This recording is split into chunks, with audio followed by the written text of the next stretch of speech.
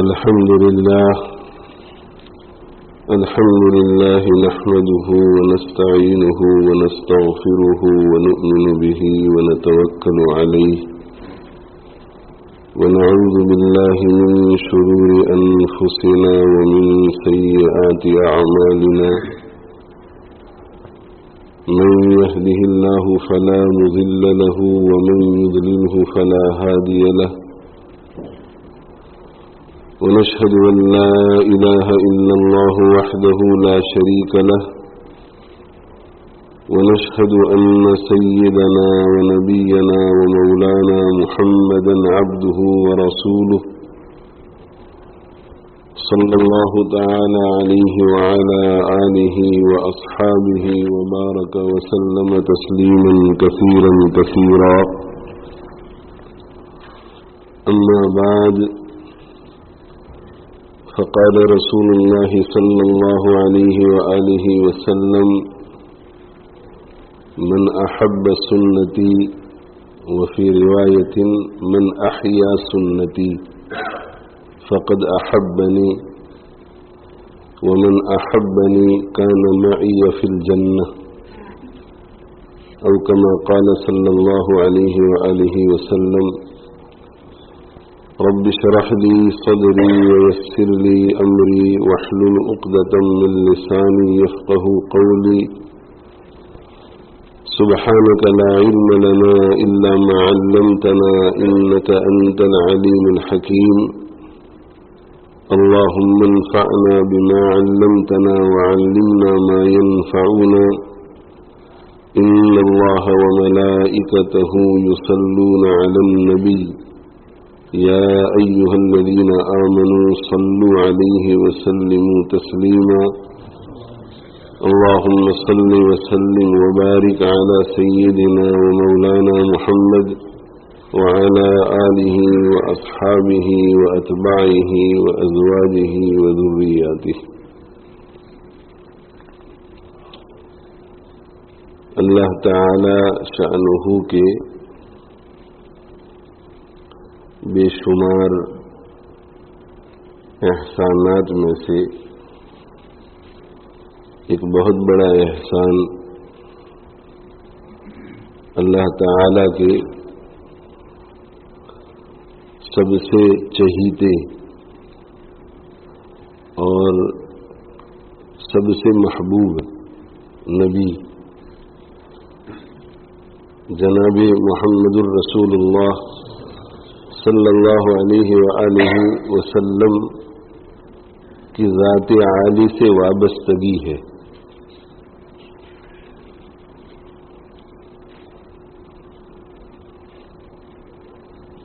یہ بہت بڑی نعمت ہے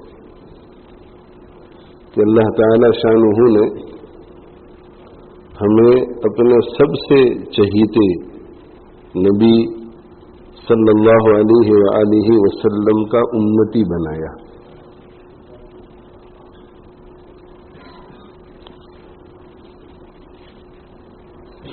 اللہ تعالی شانہ اس نعمت کی قدردانی کی ہم سب کو توفیق عطا فرمائے.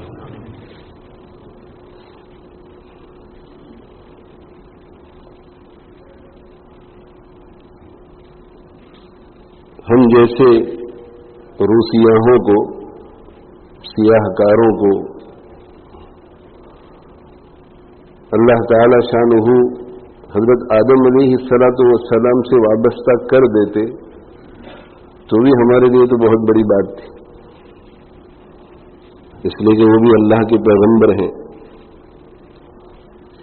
حضرت سلیمان علیہ السلام سے وابستہ کر دیتے، حضرت عیسیٰ علیہ السلام سے وابستہ کر دیتے، حضرت نوح علیہ السلام سے وابستہ کر دیتے، مسلمان بناتے، مؤمن بناتے اور ان انبیاء میں سے کسی بھی نبی کے ساتھ وابستہ کر دیتے. وہ بھی بہت بڑی نعمت ہوتی ہمارے لیے، بلکہ کسی کے لیے بھی. اسلام کا مل جانا، ایمان کا مل جانا، یہ بھی ایک بہت بڑی نعمت ہے. اور اسلام اور ایمان کسی بھی نبی کے واسطے سے مل جائے، بہت بڑی نعمت. لیکن اللہ تعالیٰ شان نے بغیر کسی استحقاق کے ہمیں اپنے سب سے چہیتے اور سب سے محبوب پیغمبر صلی اللہ علیہ وآلہ وسلم کی ذات عالی کے ساتھ وابستہ کیا. اللہم لک الحمد ولک الشکر،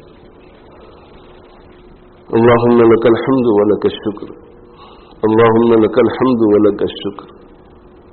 یہ وابستگی بہت اونچی، اس لیے کہ وہ جتنے اونچے ہیں اس وابستگی کی وجہ سے یہ امت بھی اتنی ہی اونچی ہو گئی. کنتم خیر امت اخرجت للناس، یہ امت بہترین امت ہو گئی. وہ چونکہ تمام انبیاء میں بہترین ہے، اس وجہ سے یہ امت تمام امتوں میں بہترین ہو گئی. آپ صلی اللہ علیہ وآلہ وسلم ارشاد فرماتے ہیں کہ ان الجنت حرمت علی الانبیاء کلہم حتی ادخلها، کہ جنت تمام نبیوں پر حرام ہے جب تک کہ میں داخل نہ ہو جاؤں. وَإِنَّ الْجَنَّةَ حُرِّمَتْ عَلَى الْأُمَمِ كُلِّهَا حَتَّى تَدْخُلَهَا أُمَّتِي، اور جنت تمام امتوں پر حرام ہے جب تک کہ میری امت داخل نہ ہو جائے. کیوں نہ پائے تیری امت خیر امت کا خطاب؟ یہ میرے آقا صلی اللہ علیہ وآلہ وسلم آپ کی امت کو خیر امت کا لقب ملنا ہی چاہیے، اس لیے کہ آپ خیر البشر ہے، انسانوں میں سب سے بہتر. آپ خیر الرسل ہیں، رسولوں میں سب سے بہتر. خیر الانام ہیں، مخلوق میں سب سے بہتر. انسانوں میں سب سے بہتر، جنوں سے بھی بہتر اور فرشتوں سے بھی بہتر. کیوں نہ پائے تیری امت خیر امت کا خطاب؟ تو ہے جب خیر البشر، خیر الرسل، خیر الانام. یہ میرے آقا صلی اللہ علیہ وسلم جب آپ خیر البشر ہیں، خیر الرسل ہیں، خیر الانام ہیں، تو پھر آپ کی امت کو خیر الامت بننا ہی چاہیے، یہ لقب ان کو ملنا ہی چاہیے. یہ لقب جو ہمیں ملا خیر امت کا، یہ اس وجہ سے کہ ہمیں آپ صلی اللہ علیہ وآلہ وسلم کی بلند و بالا ذات کے ساتھ وابستگی نصیب ہوئی. خدا سے تو کم اور سب سے اعلیٰ، خدا سے تو کم اور سب سے اعلیٰ، دو عالم سے بالا ہمارے محمد صلی اللہ علیہ وآلہ وسلم. آپ صلی اللہ علیہ وآلہ وسلم سب سے افضل، سب سے اعلیٰ، سب سے عرفہ، سب سے اطیب، سب سے اتقا، سب سے اخشا، سب سے عالم، سب سے عارف اور سب سے اجمل، سب سے احسن، جہاں کے سارے کمالات ایک تجھ میں ہیں، تیرے کمال کسی میں نہیں مگر دو چار. قاسم العلوم والخیرات علامہ قاسم نانوتوی رحمہ اللہ تعالی ارشاد فرماتے ہیں کہ جہاں کے سارے کمالات ایک تجھ میں ہیں، یعنی اللہ تعالی شانہ نے جتنے صاحب کمال لوگوں کو پیدا کیا، ان میں جو جو کمالات نظر آتے ہیں وہ سارے کے سارے آپ کے اندر نظر آتے ہیں. آپ تمام کمالات کی گلدستہ ہیں، آپ ایمبوڈیمنٹ آف ایکسلنسیز ہیں، جہاں کے سارے کمالات ایک تجھ میں ہیں. آدم علیہ السلام کے کمالات کو دیکھ کر آپ کو جب میں دیکھتا ہوں تو سارے کمالات مجھے آپ میں بھی نظر آتے ہیں، اور عیسیٰ علیہ السلام کے سارے کمالات کا جائزہ لینے کے بعد آپ کو دیکھتا ہوں تو ان کے بھی سارے کمالات آپ میں نظر آتے ہیں. اور ان دونوں کے بیچ کم و بیش 1,24,000 انبیاء علیہ السلام ہیں. ان میں سے ہر ایک کے کمالات کا جائزہ لے کر جب جب بھی آپ کی طرف میری نظر اٹھتی ہے تو ان سب کے کمالات آپ میں مجھے نظر آتے ہیں، جہاں کے سارے کمالات ایک تجھ میں ہیں. لیکن جب آپ کو دیکھ کر آدم کو دیکھتا ہوں، عیسیٰ کو دیکھتا ہوں، نوح کو دیکھتا ہوں، سلیمان کو دیکھتا ہوں، داؤد کو دیکھتا ہوں علیہ الصلوۃ والسلام، تو مجھے آپ کے کمالات میں سے صرف 2-4 کمالات وہاں نظر آتے ہیں، جہاں کے سارے کمالات ایک تجھ میں ہے، تیرے کمال کسی میں نہیں مگر 2-4۔ یہ بہت بڑی نعمت ہے میرے بھائیوں، بہت بڑی نعمت۔ ہمارے آقا صلی اللہ علیہ وآلہ وسلم اللہ تعالی شانہ کو سب سے زیادہ محبوب ہیں، آپ سب سے افضل ہیں، سب سے زیادہ محبوب، سب سے افضل، سب سے زیادہ محبوب۔ اسی وجہ سے اللہ تعالی شانہ نے آپ کو جو خصوصیتیں عطا فرمائی اور آپ پر جو انعامات کی بارشیں برسائی، وہ انبیاء علیہ الصلوۃ والسلام میں سے کسی پر نہیں، اور اللہ تعالی شانہ نے اسی محبوبیت کی وجہ سے آپ کی امت پر جو انعامات کی بارش برسائی وہ اور کسی امت پر نہیں، آنے میں ہم سب سے اخیر میں، مگر قیامت کے دن جنت میں جانے کے اعتبار سے ہم سب سے پہلے۔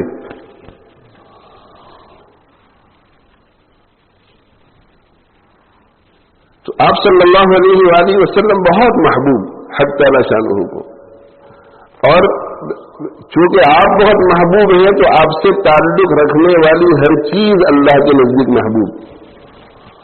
یہ محبت کا قاعدہ ہے کہ جب کسی سے محبت ہو جاتی ہے تو اس کی ہر چیز محبوب ہو جاتی ہے۔ جس سے محبت ہو جاتی ہے تو پھر اس کی ٹوپی بھی اچھی لگتی ہے، اس کا کوٹ بھی اچھا لگتا ہے، اس کی شکل و صورت تو اچھی لگتی ہے، اس کا گھر بھی اچھا لگتا ہے، اس کی گلی بھی اچھی لگتی ہے۔ امر علی الدیار دیار لیلا اقبل ذا الجدار وذا الجدار وما حب الدیار شغفنا قلبی ولكن حب من سکن الدیار۔ لیلا سے عشق ہو گیا مجنوں کو، قیس بن عامر اس کا نام تھا، لیکن بہت اعلیٰ درجے کی محبت ہو گئی تو اس کا لقب پڑ گیا کہ لیلا کا مجنوں ہو گیا، عشق میں محبت ہو گئی، عشق ہو گیا۔ تو جب وہ لیلا کی گلی سے گزرتا تھا تو دیواروں کو چومتا تھا، لیلا کے مکان کی دیوار کو تو چومتا ہی تھا لیکن اس گلی کے اور مکانات کی دیواروں کو بھی چومتا تھا۔ تو کسی نے کہا کہ یہ کیا پاگل بنا؟ تو اس نے کہا کہ امر علی الدیار دیار لیلا اقبل ذا الجدار وذا الجدار، میں لیلا کی گلیوں سے جب گزرتا ہوں تو کبھی اس دیوار کو چنتا ہوں کبھی اس دیوار کو۔ وما حب الدیار شغفنا قلبی ولكن حب من سکن الدیار۔ یہ مجھے دیکھنے والوں تمہیں غلط فہمی ہو رہی ہے کہ مجھے دیواروں سے محبت ہے، مجھے ان مکانوں سے محبت ہے، مجھے ان مکانوں سے نہیں، ان مکانوں کے پیچھے جو مکین رہتی ہے اس سے محبت ہے، اور اس کی محبت مجھے مجبور کر رہی ہے ان مکانوں کو بوسہ دینے پر جس کا تعلق اس سے ہو گیا ہے۔ تو اللہ تعالی شانہ کی نظر میں آپ صلی اللہ علیہ وآلہ وسلم چونکہ بہت زیادہ محبوب ہیں، اس لیے آپ سے تعلق رکھنے والی ہر چیز محبوب۔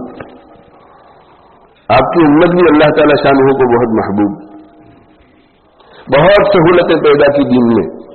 ما جعل علیکم فی الدین من حرج، اللہ نے دین میں کوئی تنگی نہیں رکھی ہے۔ یرید اللہ بکم اليسر ولا یرید بکم العسر، اللہ تعالیٰ تمہارے ساتھ آسانی چاہتا ہے، اللہ تعالیٰ تمہارے ساتھ آسانی چاہتا ہے، تنگی نہیں چاہتا۔ اس لیے ہماری شریعت کو اللہ نے بہت آسان بنایا۔ یہ بات الگ ہے کہ ہم چونکہ بیمار ہیں تو جب کوئی بیمار ہوتا ہے اسے آسان کام بھی مشکل لگتا ہے۔ ایک شخص بیمار ہو جاتا ہے تو جب تندرست ہوتا ہے تو 3, 4, 5 روٹیاں کھا لیتا ہے، اب یہی شخص جب بیمار ہو جاتا ہے تو پاؤ روٹی کھانا بھی اس کے لیے مشکل ہے۔ تو ہم بیمار ہیں، بیمار ہونے کی وجہ سے ہمیں دین پر چلنا مشکل معلوم ہوتا ہے، حالانکہ ہماری شریعت بہت آسان، بہت آسان۔ اللہ جب خود کہتے ہیں کہ یرید اللہ بکم اليسر، اللہ جب خود کہتے ہیں ما جعل علیکم فی الدین من حرج، اللہ کے نبی صلی اللہ علیہ وسلم جب خود فرماتے ہیں کہ الدین یسر، ہمارا دین بہت سہولت والا ہے، بہت آسانیوں والا ہے. یہ 5 وقت کی نمازیں پڑھنا یہ بہت آسان، رمضان کے روزے رکھنا بہت آسان، 2.5% زکوٰۃ نکالنا بہت آسان، زندگی میں 1 مرتبہ حج کرنا بہت آسان، نگاہوں کی حفاظت بہت آسان، زنا سے بچنا، شراب سے بچنا، جوئے سے بچنا، ڈرگ سے بچنا بہت آسان، غیبت سے بچنا، بہتان سے بچنا بہت آسان. یہ سارے کام بہت آسان ہے، لیکن روحانی اعتبار سے ہم بیمار ہو گئے ہیں اور بیمار کو ہر آسان کام مشکل لگتا ہے.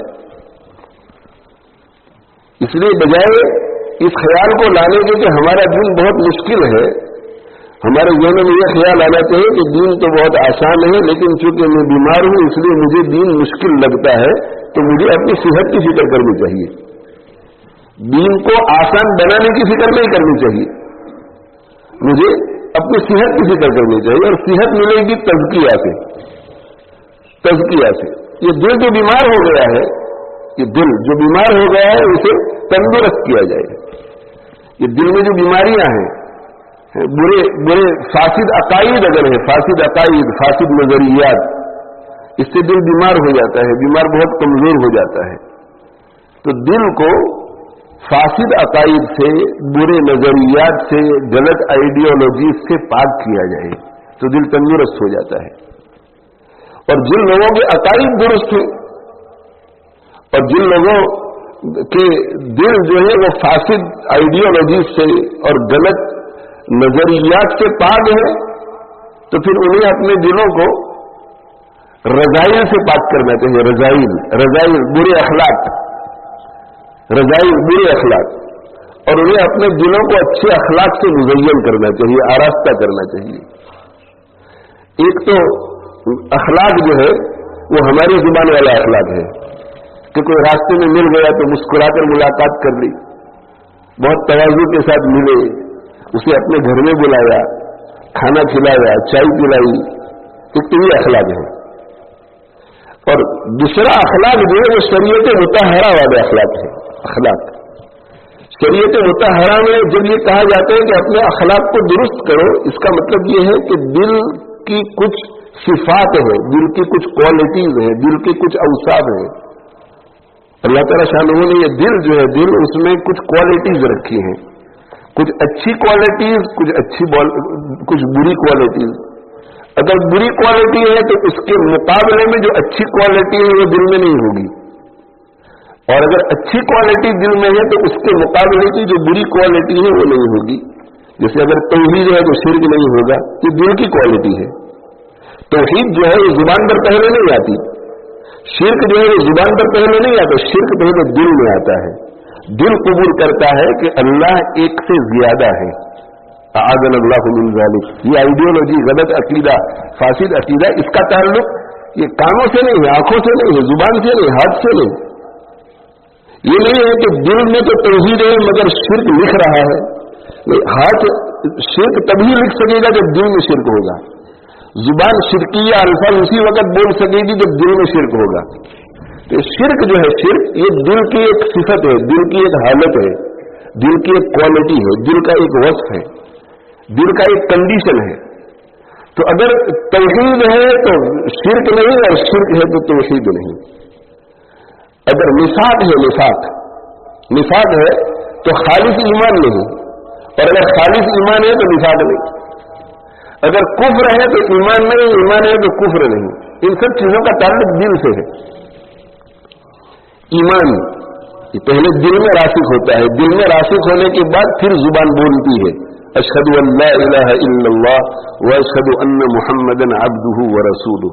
دل میں ایمان نہیں ہے اور زبان بولتی ہے، وہ اللہ کے یہاں ایمان نہیں ہے، وہ اللہ کے یہاں ایمان نہیں ہے. یہ جھوٹا ایمان ہے، خالص ایمان نہیں ہے، یہ نفاق ہے، یہ نفاق ہے. تو دل میں ایمان نہیں مگر زبان ایمان کے الفاظ بولتی ہے، یہ خالص ایمان نہیں، یہ بناوٹی ایمان ہے. تو خالص ایمان اس کے مقابلے میں نفاق، جس کو بناوٹی ایمان آپ کہیں گے. اور دل میں بھی ایمان نہیں اور زبان پر بھی ایمان نہیں، اس کو کفر کہتے ہیں. تو کفر کے مقابلے میں ایمان. دل میں اگر ایمان ہے تو کفر نہیں، اور کفر ہے تو ایمان نہیں. دل میں خالص ایمان ہے تو نفاق نہیں، اور نفاق ہے تو خالص ایمان نہیں. یہ دل کی حالتیں ہیں میرے بھائیوں. تو یہ ایمان اور عقائد کے بعد ایمان لے آیا اور خالص ایمان لے آیا تو الحمدللہ شرک نکل گیا، شرک نکل گیا، توحید آ گئی. نفاق نکل گیا، خالص ایمان آ گیا. کفر نکل گیا، ایمان آ گیا. تو دل جو ہے وہ فاسد عقائد سے پاک ہو گیا، برے عقیدوں سے پاک ہو گیا، برے نظریات سے پاک ہو گیا، غلط آئیڈیالوجیز سے پاک ہو گیا. لیکن اس کا مطلب یہ نہیں ہے کہ اب بھی دل پاک ہی ہے. اس کے بعد دوسرا مرحلہ آتا ہے اخلاق کا. اخلاق تو جیسے ایمان کے مقابلے میں کفر ہے تو اسی طرح اخلاق ہوتے ہیں، اور اخلاق کی بھی دو قسمیں ہیں. ایک طرف تواضع ہے تو دوسری طرف تکبر ہے. اگر دل میں تکبر ہے تو تواضع نہیں ہو سکتی، اور اگر تواضع ہے تو تکبر نہیں. ہاں یہ ہو سکتا ہے کہ کسی کے اندر 50% تواضع بھی ہے اور 50% تکبر بھی ہے، مکسچر ہو سکتا ہے. یہ بھی ہو سکتا ہے کہ 90% تکبر ہے اور 10% تواضع ہے، اور یہ بھی ہو سکتا ہے کہ 90% تواضع ہے اور 10% تکبر ہے. لیکن دل میں اگر 100% تواضع ہے تو تکبر کی گندگی سے یہ دل پاک ہے. اور دل میں اگر تواضع ہے ہی نہیں اور تکبر ہی تکبر ہے تو دل تکبر سے گندا اور میلا. اور اگر 10% تواضع سے دل آراستہ ہو گیا تو اس کا مطلب ہے کہ 90% گندگی ہے. اور اگر تواضع بڑھتے ہوئے 50% ہو گیا تو اس کا مطلب ہے کہ دل تکبر سے 50% گندا. اور ایسا کرتے کرتے اگر تواضع بڑھتے بڑھتے 90% ہو گیا تو اب صرف 10% گندا ہے تکبر سے. اور اگر 99% ہو جائے، 99% ہو جائے تواضع تو پھر بھی 1% گندا ہے. دل ابھی پاک نہیں ہوا ہے، یہ دل پاک نہیں ہے. اور اللہ تعالیٰ شانہ ارشاد فرماتے ہیں کہ کامیاب وہ ہوتا ہے جس کا دل پورا کا پورا پاک ہو جاتا ہے. قد افلح من تزکا، کامیاب ہو گیا وہ شخص جس کا دل پاک اور صاف ہو گیا، برے عقائد سے بھی پاک ہو گیا اور برے اخلاق سے بھی پاک ہو گیا. تو تواضع اور تکبر، ایک طرف تواضع ایک طرف تکبر. یہ تکبر جو ہے یہ خلوق رذیلہ ہے، رذیل، یہ بری خصلت. اور اس کے مقابلے میں تواضع یہ خلوق حمیدہ ہے، یہ پریز ورزی ٹریٹ ہے. خلوق حمیدہ، خلوق حمیدہ پریز ورزی ٹریٹ. اور جو خلوق رذیلہ ہے یہ ڈیبیسنگ ٹریٹ، ڈیبیسنگ کوالٹی. وہ پریز ورزی کوالٹی، یہ ڈیبیسنگ کوالٹی. اب ہمارا مسئلہ میرے بھائیوں یہ ہے کہ ہم لوگ ظاہر پر تو محنت کرتے ہیں، باطن پہ محنت نہیں کرتے. دیکھو میرے بھائیوں، بہت لمبا سفر کر کے میں یہاں حاضر ہوا ہوں، اور میری طبیعت گھومنے پھرنے کی ہے نہیں، میری طبیعت مجلسی ہے نہیں. میں وہاں اپنی جگہ پر بہت مشغول رہتا ہوں. تو ایسا نہیں ہے کہ میں وہاں فارغ ہوں تو دین کی خدمت کرنے کے لیے یہاں آ گئے. میں بہت قربانی کر کے آتا ہوں، اور اشعار بھی سنا سکتے ہیں، قصے کہانیاں بھی سنا سکتے ہیں، لیکن اس کا کوئی نتیجہ نہیں نکلے گا. ہم بھی قربانی کر کے آئے ہیں، آپ بھی قربانی کر کے آئے ہیں. آج ہر شخص مشغول ہے، بزی لائف ہے ہر ایک کی. تو کسی نہ کسی درجے میں دینی مجلسوں میں آنے والا قربانی کر کے آتا ہے. ہم بھی قربانی کر کے آئے، آپ بھی قربانی کر کے آئے ہیں. جب ہم قربانی کر کے دینی مجلسوں میں آتے ہیں تو میرے بھائی اس قربانی کے نتیجے میں کچھ نہ کچھ لے کر جانا چاہیے. ہم خالی ہاتھ آتے ہیں، خالی ہاتھ جاتے ہیں. ہر تقریر کے بعد، ہر واضح نصیحت کی مجلس کے بعد زندگی میں کم سے کم ایک اچھی چیز آنی چاہیے. کم سے کم ایک اچھی چیز آنی چاہیے. مومن کا جذبہ تو یہ ہونا چاہیے کہ جو کچھ کہا جائے اسے قبول کر کے جائے اور پوری زندگی بدل جائے. لیکن نہیں، ہم سست ہیں، غافل ہیں، دنیا میں پڑے ہوئے ہیں، گنہگار ہیں. تو کم سے کم یہ کہ میں از اول تا آخر بیان کو دھیان سے سنوں گا، اس نیت سے سنوں گا کہ پوری تقریر پر عمل کرنے والا بن جاؤں، ہر بات پر عمل کرنے والا بن جاؤں. لیکن یہاں سے اٹھنے کے بعد اگر وہ جذبہ نہیں ہے تو گھر جاتے ہوئے، گھر جانے کے بعد سکون سے 10-15 منٹ بیٹھ کر کے سوچے کہ آج کے بیان میں جتنی باتیں مجھے کرنے کے لیے کہی گئی ہے ان باتوں میں سب سے آسان بات کون سی ہے جسے میں کر سکتا ہوں. اور کم سے کم وہ سب سے آسان بات تو شروع کر دو. تو میرے بھائی سب سے آسان بات پر آج عمل ہو گیا, کل دوسری تقریر سنیں گے تو دوسری بات پر عمل شروع ہو گیا, ایک ہفتے کے بعد تیسری تقریر سنیں گے, ایک اور چیز, اور سب سے آسان کو ٹارگیٹ کرو, سب سے آسان. تو جیسے جیسے یہ آسان چیزیں زندگی میں آتی چلی جائے گی تو وہ اوپر والی مشکل چیزیں ہیں وہ بھی آسان ہوتی چلی جائے گی. اس لیے کہ باری تو وہی کی آئے گی. پھر ایک شخص جو ہے وہ ایک میل جاگنگ کرے گا, 1 میل. اس کو کہا جائے کہ بھائی تم 10 میل جاگنگ کرو یا 8 کرو یا 6 کرو یا 4 کرو یا 2 کرو, لیکن کم سے کم 1 میل تو جاگ کرو. ابھی 1 میل جاگنگ کرے گا تو کل اس کے لیے 2 میل جاگنگ کرنا آسان ہو جائے گا, اور جب 2 کو کرتا رہے گا تو پھر تیسرے کو اٹمپٹ کر سکے گا, اس لیے کہ وہ اس کو اب آسان لگے کہ فٹ ہوتا ہے. اسی طرح میرے بھائیوں, ایک شخص جو ہے وہ فجر کی نماز میں نہیں اٹھ سکتا لیکن ظہر پڑھ لیتا ہے, عصر پڑھ لیتا ہے, مغرب پڑھ لیتا ہے, عشاء پڑھ لیتا ہے, اس لیے جاگنگ شروع کر دیا 1 میل کا, تو یہ جو 2 میل فجر والا مسئلہ ہے وہ بھی حل ہو جائے گا. ہر عمل سے یہ دل جو ہے, دل اسے اسٹیمنا ملتا ہے, اسے نیوٹریشن ملتے ہیں, اسے وٹامن ملتے ہیں. ہر عمل سے ایسا کوئی عمل نہیں ہے جس کا دل کو فائدہ نہ پہنچے. اچھا عمل ہے تو بھی دل میں جاتا ہے اور برا عمل ہے تو بھی دل میں جاتا ہے. اور یہ دل جو ہے وہ 2 حصوں میں تقسیم ہے, ایک حصے کو نفس کہتے ہیں, دوسرے حصے کو روح کہتے ہیں. یہ نفس جو ہے وہ بھی دل کے اندر ہی ہے, روح ہے وہ بھی دل کے اندر ہی ہے. اسی لیے آپ صلی اللہ علیہ وسلم ارشاد فرماتے ہیں کہ الا, غور سے سنو, وَإِنَّ فِي الْجَسَدِ لَمُضْغَةً, جسم میں گوشت کا لوتھڑا ہے, اذا صلحت صلح الجسد كله, جب وہ ٹھیک ہو جاتا ہے تو پورا جسم ٹھیک ہو جاتا ہے. یعنی جب وہ ٹھیک ہو جاتا ہے تو جسم سے صادر ہونے والے سارے اعمال ٹھیک ہو جائیں گے.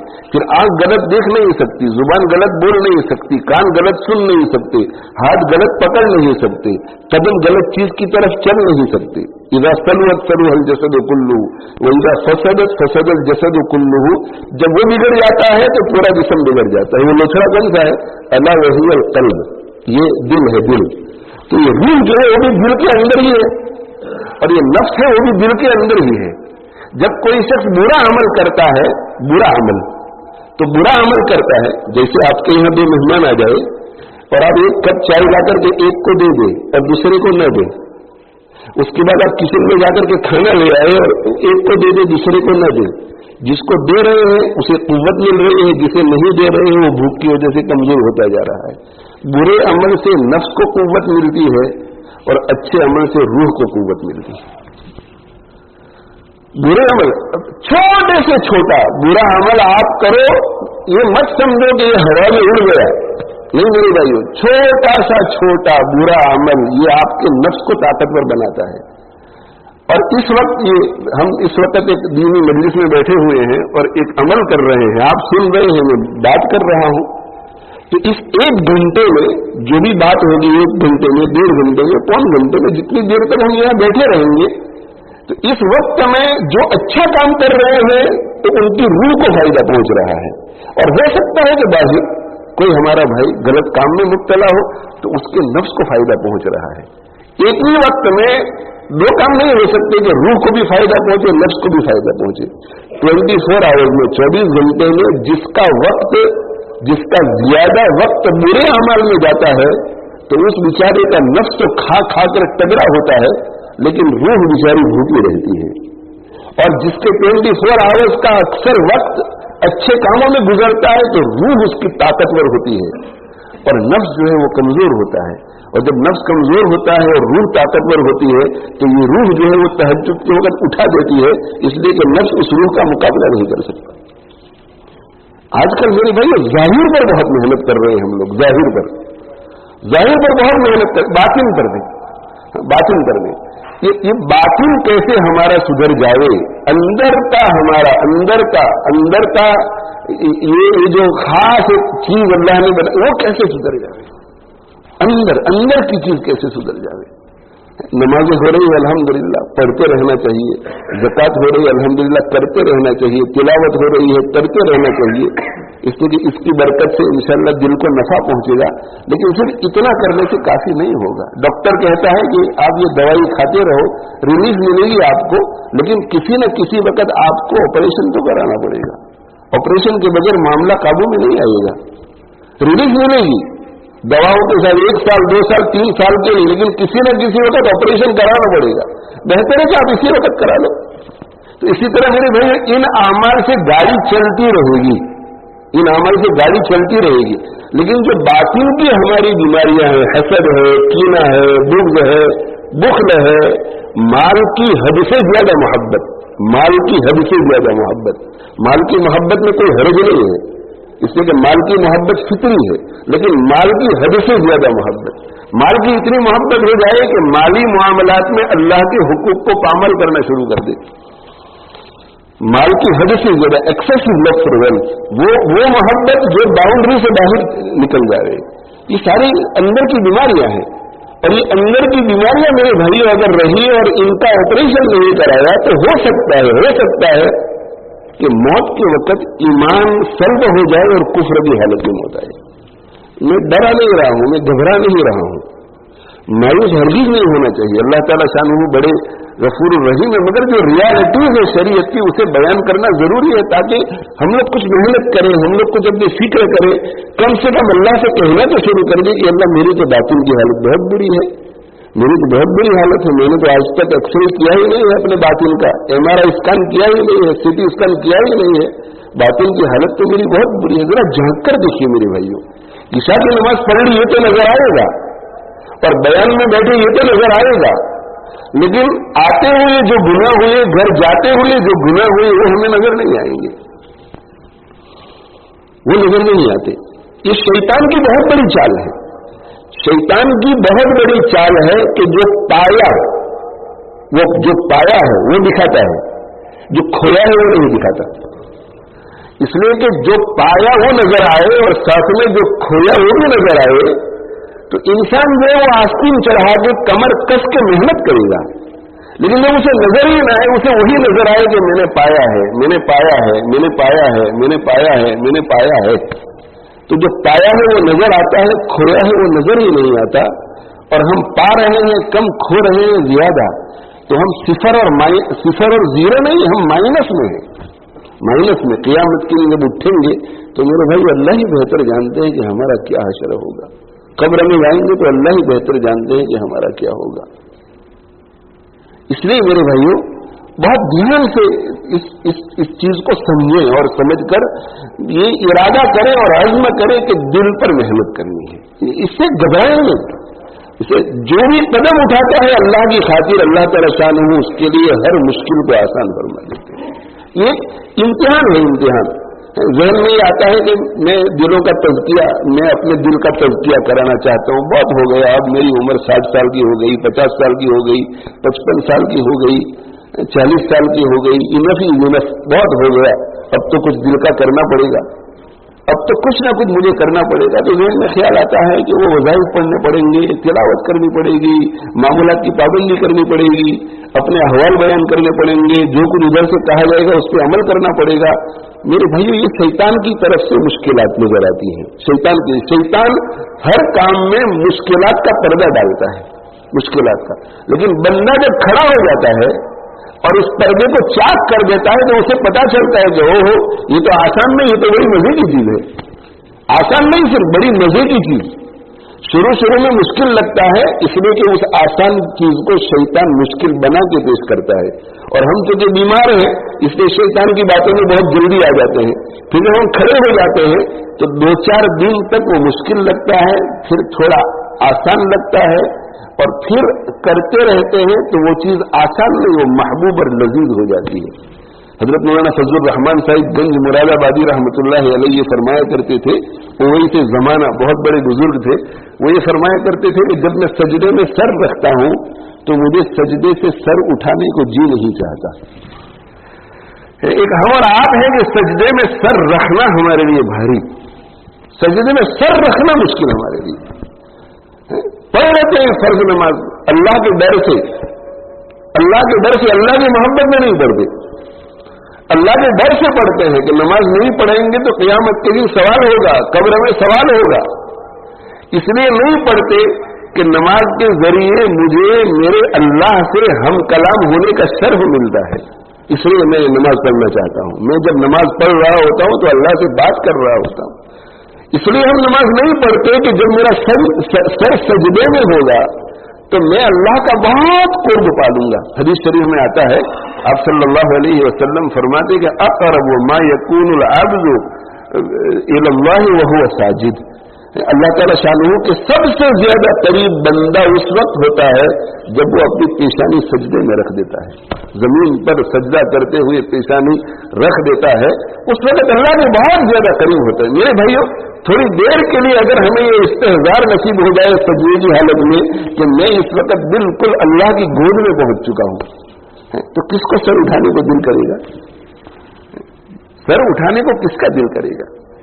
حضرت مولانا مدنی صاحب رحمہ اللہ تعالی ہمارے بزرگوں میں سے گزرے ہیں، آپ حضرات میں سے بہت سے نے ان کی زیارت بھی کی ہوگی. حضرت شیخ الاسلام مولانا حسین احمد مدنی رحمہ اللہ تعالی کے فرزند ارجمند ہیں، بڑے بزرگوں میں سے گزرے ہیں. بندے پر بھی حضرت کی بڑی شفقتیں رہی. تو ایک مرتبہ میرا ہندوستان کا سفر ہوا اور مجھے پتا چلا کہ حضرت حج کے لیے تشریف لے گئے ہیں اور وہاں بہت بیمار ہو گئے ہیں. پھر آخری دن جب مجھے یہاں انگلینڈ واپس ہونا تھا، میں بمبئی میں تھا اور صبح میری فلائٹ تھی ارلی مارننگ تقریباً 3 بجے، اور مجھے پتا چلا کہ حضرت واپس تشریف لا چکے ہیں دہلی. تو میں نے سوچا کہ حضرت کی عیادت کرنی چاہیے. تو میں نے تقریباً صبح 10 بجے فون کیا جب مجھے پتا چلا، کہ میں نے کہا خیر خیریت معلوم کر لوں. میں تو بمبئی پہنچ چکا تھا تیار ہو کر دوسرے دن. تو میں نے فون کیا، خیر خیریت معلوم کرنے کے بعد حضرت نے فرمایا کہ آپ ہمارے ملک میں آئے ہوئے ہیں اور ہمیں میرے بغیر چلے جا رہے ہیں، یہ کیسے ہو سکتا ہے؟ ہم ایسا کبھی ہوا کہ ہم انگلینڈ آئے ہوں اور تمہارے گھر میں آئے ہوں؟ ہر سفر میں آتے تھے ہمارے والد صاحب کے زمانے سے. یہ کیسے ہو سکتا ہے کہ آپ ہمارے ملک میں اور ہمیں میرے بغیر چلے جائیں؟ میں نے کہا حضرت آپ تو حج کے لیے تشریف لے گئے تھے اور میں تو بمبئی پہنچ چکا ہوں اور میری تو کل فلائٹ ہے اور حج کا زمانہ ہے، اس لیے اگر یہ میری فلائٹ مس ہو گئی تو وہاں دبئی سے مجھے فلائٹ ملنا بہت مشکل ہوگا، اس لیے آپ مجھے معذور قرار دیں. تو میں کہ نہیں، اب زمانہ بہت بدل گیا ہے، دوسری ٹکٹ بھی مل سکتی ہے، ہم آپ کو ٹکٹ خرید کر دیں گے، لیکن یہاں آ کر کے مل کر کے جاؤ. اور فون رکھ دیا حضرت نے، بلکہ اپنے بیٹے کو دے دیا. تو مولانا محمد مدنی صاحب نے مجھے فون پر کہا کہ میں نے حضرت کو اس طرح اصرار کرتے ہوئے زندگی میں کسی کے ساتھ نہیں دیکھا، تو کوئی خاص بات ہوگی، بہتر یہ ہے کہ تم آ جاؤ. تو میں نے ادھر ادھر ڈھونڈا تو مجھے ایسی ایک فلائٹ مل گئی جو مجھے دہلی لے جا رہے. حضرت کی خدمت میں 1 گھنٹہ گزار کر کے پھر مجھے واپس یہاں لے آئی اور میں یہاں سے فلائٹ لے گئی. سر میں پہنچا، میں نے خیر خیریت حضرت کی معلوم کی. تو حضرت نے مجھ سے یہ فرمایا کہ ڈاکٹر یہ کہتے ہیں کہ میں بہت بیمار ہوں، لیکن مجھے اس کا احساس نہیں ہے. حضرت کہتے ہیں کہ میں بہت بیمار ہوں لیکن مجھے اس کا احساس نہیں ہے. تو انہوں نے بہت سختی سے مجھے 2 باتوں سے روکا. ایک تو یہ کہا کہ آپ مسجد میں نماز پڑھنے کے لیے نہ جائیں، اور دوسرا انہوں نے یہ کہا کہ آپ نماز اشارے سے پڑھیں، سجدہ نہ کریں. تو حضرت نے فرمایا کہ میں نے ان سے یہ کہا کہ ایک بات تو آپ کی میں مان سکتا ہوں کہ مسجد میں نماز پڑھنے کے بجائے یہاں پڑھ لوں، یہاں کوئی بھی مجھے جماعت کرا دے گا. تو جماعت کی نماز تو گھر میں بھی میری ہو جائے گی اور بیمار بھی ہوں تو معذور ہوں، لیکن یہ نہیں ہو سکتا کہ میں سجدہ نہ کروں. یہ نہیں ہو سکتا. میری جان چلی جائے لیکن میں سجدہ چھوڑوں، یہ مجھ سے نہیں ہو سکتا. عمر کے اس مرحلے میں پہنچ کر میں سجدہ نہ کروں، ایسی زندگی کس کام کی؟ ڈاکٹر یہ کہہ رہا ہے کہ آپ بہت بیمار ہیں اور خطرہ ہے اور آپ سجدہ نہ کریں. تو حضرت فرماتے ہیں کہ میں نے ڈاکٹروں سے کہا کہ وہ مسجد میں نہ جانے کی بات تو میں مان سکتا ہوں، اس سے کہ اس میں دوسری شکل ہے کہ میں جماعت، لیکن آخری زندگی کے آخری مرحلے میں میری عمر 80 سال کی ہو گئی ہے، 80 کے قریب ہو گئی ہے، جو بھی ہو، میں سجدہ نہ کروں. اللہ سجدے کے بغیر زندگی گزارنے کیسے ہو سکتا ہے؟ میں نے ماننے سے انکار کر دیا. تو حضرت مولانا فضل الرحمان صاحب گنج مراد آبادی رحمۃ اللہ علیہ فرمایا کرتے تھے کہ جب میں سجدے میں سر رکھتا ہوں تو سجدے سے سر اٹھانے کو دل نہیں کرتا، سر اٹھانے کو دل نہیں کرتا. لمبے لمبے سجدے ہمارے بزرگوں کے ہوتے تھے. سبحان ربی الاعلی، سبحان ربی الاعلی، سبحان ربی الاعلی، پتہ نہیں کتنے مرتبہ پڑھتے تھے. اور پھر اس کے بعد نفل نمازوں میں تو اور بھی دعائیں کی جا سکتی ہیں عربی زبان میں، مسنون دعائیں، ربنا آتنا فی الدنیا حسنہ وفی الآخرۃ حسنۃ وقنا عذاب النار. حضرت عائشہ صدیقہ رضی اللہ عنہا فرماتی ہے کہ اللہ کے نبی صلی اللہ علیہ وآلہ وسلم سجدے میں چلے گئے اور اتنا طویل سجدہ کیا، اتنا طویل سجدہ کیا، اتنا طویل سجدہ کیا کہ مجھے یہ خیال آنے لگا کہ سجدے کی حالت میں آپ کی روح پرواز کر گئی ہے. یعنی سجدہ بھی اتنا لمبا اور اتنے خشوع اور خضوع کے ساتھ کہ ہل بھی نہیں رہے تھے، ایسا سجدہ. تو عائشہ رضی اللہ عنہ فرماتی ہے کہ میں نے آپ کے پاؤں کو چھو کر دیکھا، نماز میں پاؤں کو چھو کر دیکھا کہ کہیں بدن ٹھنڈا تو نہیں ہو گیا ہے، روح تو پرواز نہیں کر گئی ہے. تو کہا کہ مجھے تسلی ہوئی کہ نہیں، ابھی جسم گرم ہے. ایسے لمبے لمبے سجدے، قیام بہت لمبا. حضرت سعید بن جبیر رحمہ اللہ تعالی جو کہ کعبہ میں ایک دن تشریف لے گئے، بیت اللہ کا دروازہ کھلا، اندر داخل ہوئے اور داخل ہونے کے بعد اللہ کے نبی صلی اللہ علیہ وآلہ وسلم نے جس جگہ پر کھڑے ہو کر نماز پڑھی تھی وہاں کھڑے ہو گئے. یہ بھی علماء اور محدثین کا ہم پر بہت بڑا احسان ہے میرے بھائیوں کہ آج بھی اگر کسی شخص کو کعبے کے اندر جانے کی سعادت نصیب ہو جائے اور وہ اسی جگہ پر کھڑے ہو کر نماز پڑھنا چاہے جہاں ہمارے آقا صلی اللہ علیہ وسلم نے نماز پڑھی تھی، تو آج بھی وہ وہاں کھڑا ہو کر یہ نماز پڑھ سکتا ہے. اس لیے کہ 1400 سال سے حدیثوں کے اندر پورا نقشہ بیان کیا گیا ہے کہ اندر داخل ہونے کے بعد آپ سیدھے چلے جاؤ، ادھر اتنے ستون ہوں گے، ادھر اتنے ستون ہوں گے، یہ ستونوں کی پہلی فائل ہے. پھر آپ آگے بڑھو، دوسری فائل آئے گی، ادھر اتنے ستون ہیں، ادھر اتنے ستون ہیں، اور آپ اس طرح کھڑے رہو کہ دیوار سے 3 ہاتھ کا فاصلہ ہو جائے یا 3 ذرا کا، 3 یارڈ کا، تو آپ وہاں ہوں گے جہاں اللہ کے نبی صلی اللہ علیہ وسلم کھڑے تھے. بڑا کارنامہ ہے علماء کا، محدثین کا، مفسرین کا بڑا کارنامہ ہے. انہی کی برکت سے پورا دین آج بھی اسی طرح محفوظ ہے جیسے 1400 سال پہلے محفوظ تھا. جو سعید بن جبیر رحمہ اللہ تعالیٰ نے تشریف لے گئے اور اللہ اکبر کہہ کے نماز شروع کر دی، ایک ہی رکعت کے اندر پورا قرآن ختم کر دیا. اتنا طویل قیام کیسے ہو سکتا ہے؟ ممکن ہی نہیں ہے. مزہ نہ آئے تو ممکن ہی نہیں. اتنا پورا قرآن پڑھے آدمی قیام میں کھڑے ہو کر، اتنا لمبا قیام کیسے ممکن ہے؟ رکوع طویل کیسے ممکن ہے؟ رکوع میں آدمی 5 منٹ کے لیے رکوع نہیں کر سکتا، 5 منٹ کے لیے رکوع نہیں کر سکتا. اور ہم لوگ تو جو ہے رکوع میں جاتے ہیں، امام کے ساتھ نماز پڑھ رہے ہوتے ہیں، جب خود کا رکوع ہوتا ہے تو اس کا تو اللہ ہی حافظ ہے. جب لوگوں کی نمازوں کو میرے بھائیوں دیکھتے ہیں تو فقہی اعتبار سے اکثر لوگوں کی نمازیں نہیں ہوتی، فقہی اعتبار سے اکثر لوگوں کی نمازیں صحیح نہیں ہوتی. اس لیے اپنی نمازوں کو چیک کراؤ، علماء اور مفتیوں کے پاس چیک کراؤ. سمی اللہ لمن حمیدہ کھڑے ہوئے نہ ہوئے کہ رکوع میں چلے گئے، سجدے میں چلے گئے، سجدے سے اٹھ کر بیٹھے کہ نہ بیٹھے کہ پھر سجدے میں چلے گئے. تعبیر ارکان واجب ہے. تعبیر ارکان اس کو کہتے ہیں کہ ایک پوسچر سے دوسرے پوسچر میں، ایک پوسچر سے دوسرے پوسچر میں اتنی دیر ٹھہرنا ضروری ہے کہ جسم بالکل موشن لیس ہو جائے. اب ہمارا تو موشن لیس ہوتا ہی نہیں ہے، ہمارا تو جسم موو ہوتا رہتا ہے. سمی اللہ لمن حمیدہ، اللہ اکبر، موشن لیس نہیں ہوتا، موشن لیس ہو جائے. اسی لیے جب ہم حرم شریف میں جاتے ہیں حج میں یا عمرے میں تو سب سے پہلی نماز میں امام سے پہلے ہی ہم جھک جاتے ہیں، اس لیے کہ وہ موشن لیس ہو کر کے نماز پڑھاتے ہیں. ہمارے ائمہ کو بھی چاہیے کہ اطمینان سے کھڑے رہ کر کے پھر جائیں تاکہ پیچھے جو مصلی ہے ان حضرات کی نماز پرفیکٹ ہو. سمی اللہ لمن حمدہ ربنا ولک الحمد حمدا کثیرا طیبا مبارکا فیہ، اتنا پڑھے گا آدمی تو اس کی نماز جو ہے بالکل ٹھیک ہو جائے گی اور بڑی فضیلت آئی ہے اس دعا کی. تو میں یہ عرض کر رہا تھا میرے بھائیوں کہ اتنا طویل سجدہ، اتنا طویل قیام، اتنا طویل رکوع، یہ کیسے ممکن ہے؟ اسی وقت ممکن ہے جب کہ مزہ آ رہا ہو، جب خدا کے خوف سے نہیں، خدا کی محبت میں کر رہا ہو. ہم لوگ خدا کے خوف سے کرتے ہیں. جب خوف سے آدمی کرے گا، ایک استاد کے خوف سے طالب علم سبق یاد کرے گا تو وہ 3 سطر لے کر کے جائے گا، اس لیے کہ اس کو پتا ہے کہ استاد نے کہا ہے کہ کم سے کم 3 لائن چاہیے. لیکن اگر استاد کی محبت میں کرے گا تو وہ 5 سطر لے کر جائے گا، 6 سطر لے کر جائے گا کہ استاد خوش ہوگا. ہم لوگ جو ہے اللہ کے خوف سے عبادت کرتے ہیں، اللہ کی محبت میں نہیں کرتے. اس خوف کے ساتھ میرے بھائی محبت دلاؤ کہ کچھ نہ کچھ اللہ کی محبت میں بھی کرو.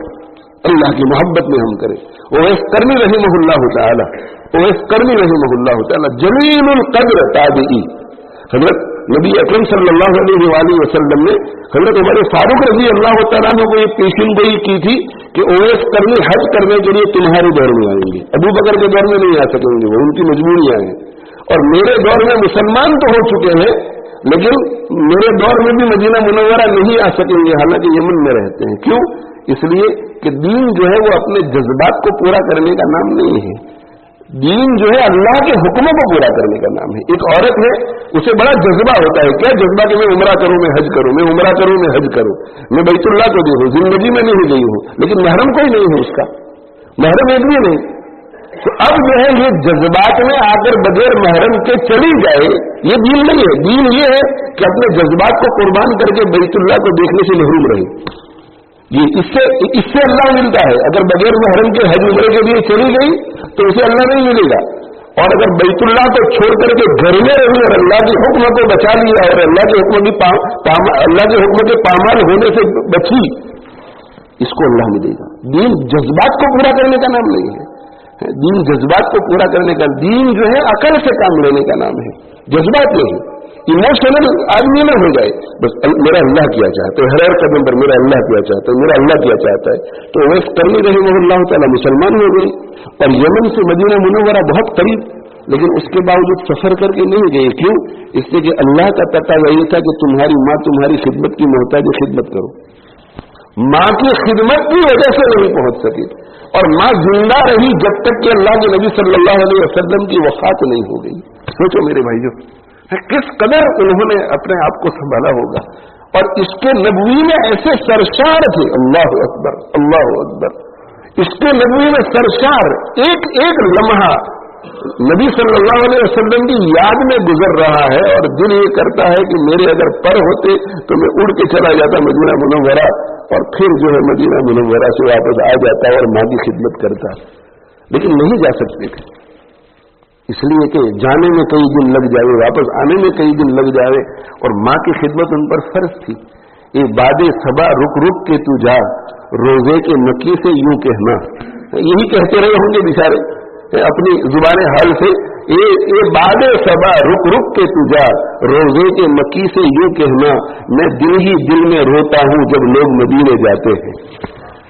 کیسی زندگی گزاری ہوگی. تو آپ صلی اللہ علیہ وسلم نے فرمایا کہ شاید ایک شخص آئے فنا قبیلے کا، اس کا نام اویس کرنی ہوگا.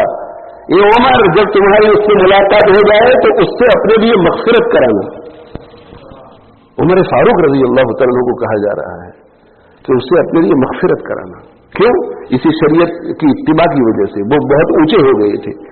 سب سے افضل تابعی حضرت اویس کرنی رحمہ اللہ تعالیٰ. قیام بہت لمبا، رکوع بہت لمبا، سجدہ بہت لمبا. کتنا لمبا کتنا لمبا. وہ یہ کہتے تھے کہ میں فرشتوں والی نماز پڑھتا ہوں. وہ ایسا کہتے تھے، میں فرشتوں والی نماز. وہ فرشتوں والی نماز تو حدیث شریف میں آتا ہے کہ اللہ تعالیٰ شانہ نے کچھ فرشتے ایسے پیدا کیے ہیں جن کا کام صرف قیام ہے.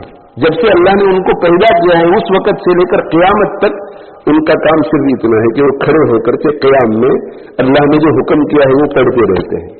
کچھ وہ ہیں کہ جن کو قیام میں کہا ہوگا کہ تسبیح پڑھتے رہے تو وہ صرف تسبیح پڑھتے رہتے ہیں. کچھ وہ ہیں جن کو قرآن پڑھنے کے لیے کہا ہوگا تو قرآن پڑھتے ہوں گے. کچھ وہ ہیں جن کو کچھ اور کہا ہوگا وہ کرتے رہتے ہیں. کچھ فرشتے وہ ہیں کہ جن کو اللہ نے صرف رکوع کے لیے پیدا کیا، تو جب سے پیدا کیا ہے وہ رکوع میں ہے، وہ قیام نہیں کر سکتے، سجدہ نہیں کر سکتے. کچھ وہ ہیں جن کو قوما کے لیے پیدا کیا ہے، کچھ وہ ہیں جن کو سجدے کے لیے پیدا کیا ہے، کچھ وہ ہیں جن کو جلسے کے لیے پیدا کیا ہے. کچھ وہ ہیں جو قیام بھی نہیں کر سکتے، رکوع بھی نہیں، سجدہ بھی نہیں، قوما بھی نہیں، جلسہ بھی نہیں. وہ بیٹھ کر یا کھڑے کھڑے ان کا کام ہے تسبیح پڑھنا. وہ تحمید الحمدللہ نہیں کہہ سکتے، اللہ اکبر نہیں کہہ سکتے. ان کو پیدا کیا ہے تسبیح کے لیے. کچھ وہ ہیں جن کو اللہ نے پیدا کیا ہے حمدللہ کے لیے، تحمید کے لیے، الحمدللہ کے لیے. کچھ وہ ہیں جن کو پیدا کیا ہے اللہ اکبر کے لیے. کچھ وہ ہیں جن کو پیدا کیا ہے اللہ اکبر کے لیے، لا الہ الا اللہ کے لیے. جس کو جس کام کے لیے پیدا کیا ہے وہ اسی کو کر سکتا ہے. دوسری چیز کی طرف نہ اسے رغبت ہوتی ہے، اور اگر رغبت ہوتی بھی تو وہ کر نہ سکتا، اس لیے کہ اللہ کا حکم ہے کہ یہی کام تمہیں کرنا ہے. اللہ تعالیٰ شانہ کا میرے اور آپ پر امت محمدیہ اللہ صاحبہ الف الف صلاۃ و سلام پر کتنا بڑا شکر ہے کہ 1 منٹ میں ہم 1 رکعت پڑھتے ہیں، اس 1 رکعت میں یہ ساری عبادتیں آ جاتی ہیں، قیام بھی آ جاتا ہے، قرات بھی آ جاتی ہے، رکوع بھی آ جاتا ہے، قومہ بھی آ جاتا ہے، سجدہ بھی آ جاتا ہے، جلسہ بھی آ جاتا ہے، تسبیح بھی آ جاتی ہے، تحمید بھی آ جاتی ہے، تکبیر بھی آ جاتی ہے، تحلیل بھی آ جاتی ہے، 1 رکعت میں سب کچھ آ جاتا ہے. وہ نہیں کر سکتے، ہزار سال سے تسبیح میں مشغول ہے، تکبیر میں مشغول ہے. اور جب قیامت کے دن ان کا حشر ہوگا، ان کو اللہ تعالی شانہ اپنے سامنے کھڑا کریں گے، تو بیک زبان ہو کر وہ سب حاضر ہوں گے بہت ادب سے اور کہیں گے کہ یا ربنا، اے ہمارے پروردگار، ما عبدنا کا حق کا عبادت ہے، آپ کی عبادت کا جو حق تھا وہ حق ہم ادا نہ کر سکے. اللہ اکبر، لاکھوں سال سجدہ، لیکن کہیں گے کہ ہم آپ کی عبادت کا حق ادا نہ کر سکے. اللہ نے تو ہم کو پھر پیدا کیا، ہمیں تو پیدا بھی کیا اور پیدا کرنے کے بعد کھانے کی خواہش پیدا کی اور کھانا بھی کھلاتا ہے، شادی کے اسباب پیدا کرتا ہے اور سب کچھ ہمیں دیتا ہے. ان کو پیدا کیا، پیدا کرنے کے بعد ان کی کوئی ضرورت نہیں، نہ وہ پانی پیتے ہیں، نہ ان کو شربت کی خواہش ہوتی ہے، نہ شادی کی خواہش ہوتی ہے، نہ سونے کی خواہش ہوتی ہے، کوئی خواہش نہیں. پھر بھی اتنا لمبا سجدہ، اور لمبا سجدہ کرنے کے بعد وہ کہتے ہیں، وہ کہیں گے کہ آپ کی عبادت کا جیسا حق ہے وہ حق ہم ادا نہ کر سکے. یعنی صرف آپ نے ہمیں پیدا کیا ہے، اس کا اتنا حق تھا کہ اتنے ہزاروں لاکھوں سالوں کا سجدہ بھی اس کے لیے کافی نہیں ہے. تو میرے بھائی، اللہ نے ہمیں تو پیدا بھی کیا اور پیدا کرنے کے بعد اتنی ساری نعمتیں دی ہے، تو ہم اللہ کا حق ان چھوٹی موٹی عبادتوں میں کیسے ادا کر سکتے ہیں؟ یہ فرشتے کہیں گے. حضرت اویس کرنی رحمہ اللہ تعالیٰ کہتے تھے کہ میں بھی فرشتوں والی عبادت کرنے کی کوشش کرتا ہوں. وہ کیا کرتے تھے؟ سب سے مثلا پیر کا دن آیا تو وہ کھڑے ہو جائیں گے عشاء کی نماز کے بعد، اور عشاء کی نماز کے بعد تہجد پڑھنے کے لیے کھڑے ہو جائیں گے، تو اللہ اکبر کہہ کر کھڑے ہو جائیں گے اور قیام میں رہیں گے پوری رات. پہلی رکعت میں قیام. اب وہ قیام میں قرات پڑھ رہے ہیں، قرآن پڑھ رہے ہیں، قرآن پڑھ رہے ہیں، قرآن پڑھ رہے ہیں، قرآن پڑھ رہے ہیں. اور جب اندازہ ہوگا کہ صبح صادق قریب ہے تو پھر مختصر رکوع، مختصر قومہ، مختصر سجدہ، مختصر جلسہ، مختصر سجدہ. دوسری رکعت میں کھڑے ہو گئے، مختصر قرات، مختصر رکوع، اور 2 رکعت نماز ختم کر دی. دوسرے دن کہتے تھے کہ آج کی رات رکوع کی رات ہے، اور پھر اللہ اکبر کہہ کر کے مختصر سورہ فاتحہ کے بعد اور رکوع میں چلے جائے، اور صبح صادق تک رکوع میں، اور رکوع میں رہنے کے بعد جو ہے پھر مختصر نماز ختم کر دی. تیسری رات میں کہتے تھے کہ هذه ليلة السجود، اب یہ سجدے کی رات ہے، اور مختصر قرات، مختصر رکوع، مختصر قومہ، اور سجدے میں جانے کے وقت پڑے رہتے تھے صبح صادق تک. اور پھر روزانہ اتنا لمبا قیام، ایک دن اتنا لمبا رکوع، تیسرے دن اتنا لمبا سجدہ، پھر چوتھے دن پھر قیام، لمبا قیام. یہی سائیکل رہتی تھی، یہی روٹین رہتی تھی. اور روزانہ ان 2 رکعتوں کو پورا کرنے کے بعد ہاتھ اٹھا کر کہتے تھے کہ یا ربی ما عبدتک حق عبادت، اے میرے پروردگار، آپ کی عبادت کا جو حق تھا وہ حق میں ادا نہ کر سکا. تو سوچو میرے بھائیو، یہ اتنا لمبا رکوع، اتنا لمبا سجدہ، اتنا لمبا قیام، یہ مزے کے بغیر کیسے ہو سکتا ہے؟ مزے کے بغیر نہیں ہو سکتا. مزے کے حضرت جنید بغدادی رحمۃ اللہ علیہ فرمایا کرتے تھے کہ اہل اللہو فی لہوہم، اہل اللیل فی لیلہم الد من اہل اللہو فی لہوہم. یہ جو کلبوں میں جاتے ہیں، جو شرابوں میں مست رہتے ہیں، جو زنا میں مشغول رہتے ہیں، جو رات کی اندھیریوں میں سیاہیوں میں وقت گزارتے ہیں، اور ہمارے زمانے میں سوشل میڈیا ہے، انٹرنیٹ ہے، فلم ہے، پتہ نہیں کن کن چیزوں میں رات لوگ گزارتے ہیں، ایسے لوگوں کو اہل اللہو کہتے ہیں. لہو، گناہوں میں، لہو لعب میں زندگی گزارنے والے، اور جو پوری رات ذکر میں گزارتے ہیں، تلاوت میں گزارتے ہیں، عبادت میں گزارتے ہیں، ان کو اہل اللیل کہتے ہیں کہ رات والے لوگ ہیں، یعنی راتوں کو قیمتی بنانے والے لوگ ہیں. تو جنید بغدادی رحمۃ اللہ علیہ بھی ان لوگوں میں سے تھے. تو یہ فرمایا کرتے تھے کہ اہل اللیل فی لیلہم، یہ اہل اللیل اپنی راتوں میں، الد من اہل اللہ فی لہوہم، وہ جو لذت محسوس کرتے ہیں عبادت میں، وہ اہل اللہ کو لہو میں وہ لذت نہیں آتی. ایسا مزہ آتا ہے، ایسا مزہ میرے بھائیو، ایسا مزہ. تو میں یہ عرض کر رہا تھا کہ مولانا فضل الرحمان صاحب گنج مراد آبادی رحمہ اللہ تعالیٰ سجدے میں جاتے تھے تو فرماتے تھے کہ سجدے سے سر اٹھانے کو دل نہیں کرتا. ایک بزرگ تھے، ان کو 1 گھنٹہ سجدے میں گزر جاتا تھا. یہ ہمارے زمانے کے بزرگوں کی بات کر رہا ہوں، 40-50 سال پہلے کی. ایک ایک گھنٹے تک، پون گھنٹے تک، 1.5 گھنٹے تک سجدے میں پڑے رہتے تھے اور اٹھتے نہیں تھے. اور کبھی کبھی اتنا طویل سجدہ ہو جاتا تھا کہ ذرا گلوبگی بھی طاری ہو جاتی تھی، نیند بھی طاری ہو جاتی تھی سجدے کی حالت میں. تو لوگ تو ہوتے ہیں چاروں طرف کچھ نہ کچھ بولتے رہتے ہیں، تو کہتے تھے کہ یہ بناوٹی ہے، لوگوں کو اپنا عابد ہونا بتانے کے لیے پڑا رہے تھے، لیکن تھے اللہ والے. تو ان کے چاہنے والوں نے کہا کہ حضرت اتنا لمبا سجدہ، 1 گھنٹہ، پونا گھنٹہ، 1.25 گھنٹہ، آدھا گھنٹہ، کیا کرتے ہیں آپ سجدے میں؟ کرتے کیا ہیں آپ اتنا لمبا سجدہ؟ تو حضرت نے فرمایا کہ اصل میں جب سجدے میں سر رکھتا ہوں تو خیال آ جاتا ہے کہ اس وقت میں اللہ کے بہت قریب ہو گیا ہوں، اللہ کے بہت قریب ہو گیا ہوں. تو جب پڑھتا ہوں سبحان ربی الاعلی، سبحان ربی الاعلی، سبحان ربی الاعلی، اور 3 مرتبہ سبحان ربی الاعلی پڑھنے کے بعد جب سر اٹھانے کا وقت آتا ہے تو دل میں خیال آتا ہے کہ ہو سکتا ہے کہ سر اٹھانے کے بعد تیری روح نکل جائے، اور دوبارہ اللہ کا یہ قرب تجھے نصیب نہ ہو تو اور 2-3 مرتبہ پڑھ لے. لیکن پھر میں پڑھتا ہوں سبحان ربی الاعلی، سبحان ربی الاعلی، سبحان ربی الاعلی، اور پھر سر اٹھانے کا جب وقت آتا ہے تو دل میں پھر خیال آتا ہے کہ ہو سکتا ہے کہ سر اٹھانے کے بعد دوبارہ سجدے کا موقع نہ ملے، انتقال ہو جائے تو یہ مزہ تیرا چلا جائے گا. تو پھر کہتا ہوں سبحان ربی الاعلی، سبحان ربی الاعلی. جیسے ہمارے گھروں میں بچے وہ کمپیوٹر وغیرہ کے اوپر موبائل پر کچھ گیم کھیل رہے ہوتے ہیں تو ہم کہتے ہیں کہ بیٹا بس بند کر دو، تو کہ 5 منٹ، امی 5 منٹ، بیٹا بند کر دو، امی 10 منٹ. اس سے کیسے مزہ آتا ہے. اسی طرح یہ کو سجدوں میں مزہ، قیام میں مزہ، قوما میں مزہ. تو حضرت مولانا فضل احمد صاحب گنج برادربادی رحمۃ اللہ علیہ فرماتے تھے کہ جب میں سجدے میں سر رکھتا ہوں تو میرے سجدے سے سر اٹھانے کو دل نہیں کرتا. کیوں دل نہیں کرتا؟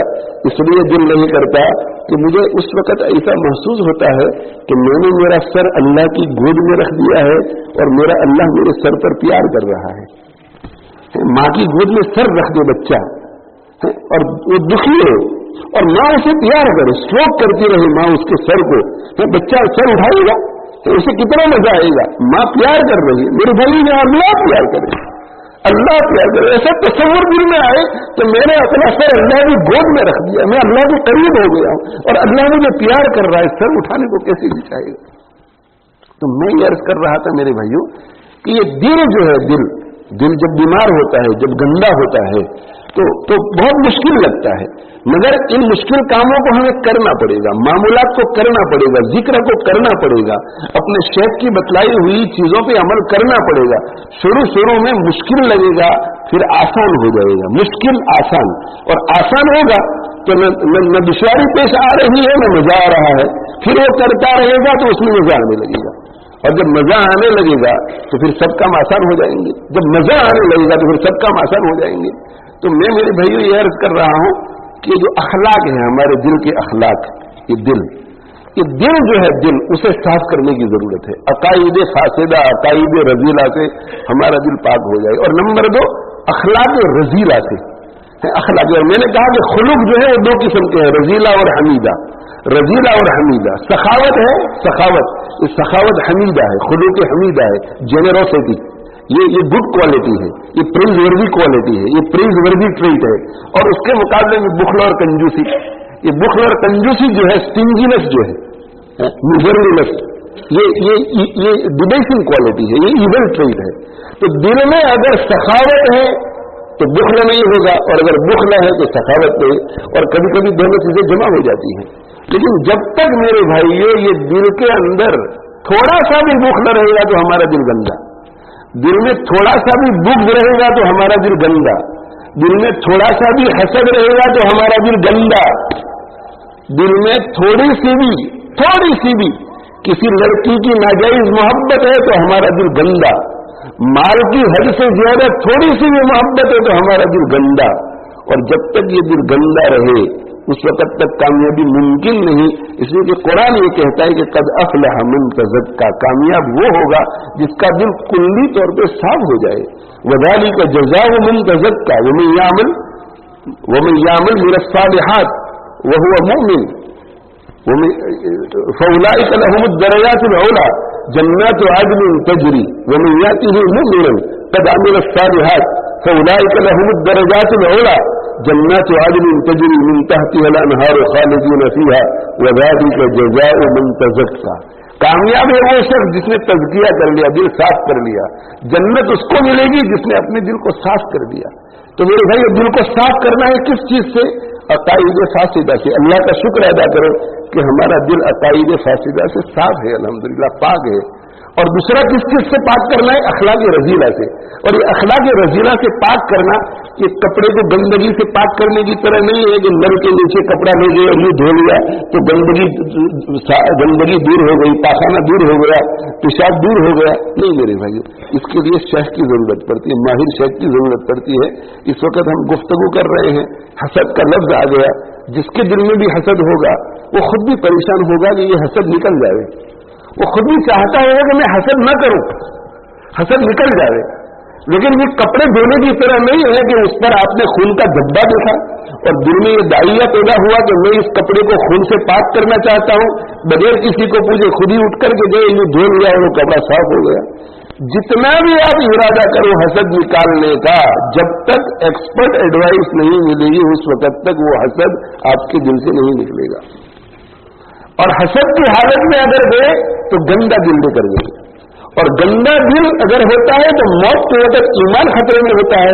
اور اگر اللہ کا فضل ہوا اور ایمان خطرے میں نہ پڑا اور ایمان کی سلامتی کے ساتھ چلے گئے تو گندے دل والا آدمی جنت میں نہیں جا سکتا. اس لیے اس کو صاف کرنے کے لیے جیسے سونے کو فرنس میں ڈالتے ہیں، آگ پر تپاتے ہیں، تو یہ گندے دل والے آدمی کو جہنم میں 100 سال کے لیے، 25 سال کے لیے، 50 سال کے لیے، 1 سال کے لیے داخل کیا جائے گا. کافر جب جہنم میں جاتا ہے تو عذاب کے لیے جاتا ہے، اور ایمان والا جب جہنم میں جاتا ہے تو صاف ستھرا ہونے کے لیے جاتا ہے. اس لیے کہ گندا دل جو ہے وہ جنت میں داخل نہیں ہو سکتا. تو میرے بھائیوں، میں یہ عرض کر رہا ہوں کہ اللہ کے نبی صلی اللہ علیہ وآلہ وسلم کی جو محبت ہے، یہ جو وابستگی ہے، یہ بہت اونچی چیز ہے، بہت اونچی چیز، بہت اونچی چیز.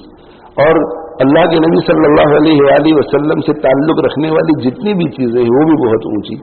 تو مدینہ منورہ بھی بہت اونچا ہو گیا، مکہ مکرمہ بہت اونچا ہو گیا، حضرت ابو بکر بہت اونچے ہو گئے، حضرت عمر بہت اونچے ہو گئے، حبشے کے کالے بلال بہت اونچے ہو گئے، حضرت بلال رضی اللہ تعالیٰ عنہ، حضرت ابو ہریرہ رضی اللہ عنہ بہت اونچے ہو گئے، حضرت عائشہ بہت اونچی ہو گئی. جو بھی وابستہ ہو جاتے ہیں وہ اونچا، یہ امت بہت اونچی ہو گئی. قرآن بہت اونچا ہو گیا.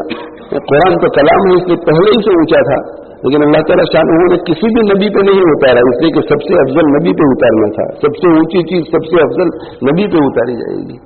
تو جو وابستہ ہو جاتا ہے اللہ کے نبی صلی اللہ علیہ وسلم سے بہت اونچا. تو اللہ کے نبی صلی اللہ علیہ وسلم کا دین بھی بہت اونچا، اللہ کے نبی صلی اللہ علیہ وسلم کے دین کا ایک ایک حکم بھی بہت اونچا، اللہ کے نبی صلی اللہ علیہ وسلم کی ایک ایک سنت بھی بہت اونچی.